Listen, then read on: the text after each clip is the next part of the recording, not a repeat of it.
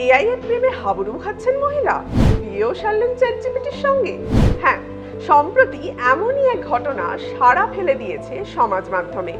ইনি জাপানের 32 বছর বয়সী মহিলা ইউরিনা নোগুচি। বছরখানেক আগে চ্যাটজিপিটির পরামর্শেই স্বামীকে ডিভোর্স দেন। দ্য ইকোনমিক টাইমসের প্রতিবেদন অনুসারে ওই মহিলা জানিয়েছেন, ডিভোর্সের পরে ক্লাউসের সঙ্গে অর্থাৎ চ্যাটবটের সঙ্গে তার শুধুই কথা হতো।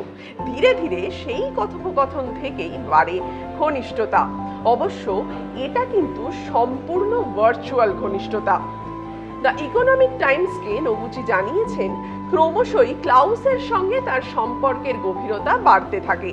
তারা নাকি ডেটিংও শুরু করেন। শেষে ক্লাউস তাকে প্রেমের প্রস্তাব দেয়। বিয়ের সিদ্ধান্ত নেন ইউরিনা।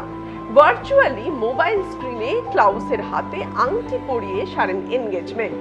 জাপানে আপাতত চূড়ান্ত হইচই ইউরিনা নোগুচির সঙ্গে চ্যাটজিপিটির বিবাহ অভিযান নিয়ে। তাহলে কি এখন ভার্চুয়াল রোবটকে বিয়ে করছে মানুষ? এআই কোন পথে নিয়ে যাচ্ছে মানুষকে? এ বিষয়ে আপনার কি মত লিখে জানাতে ভুলবেন না কমেন্ট সেকশনে।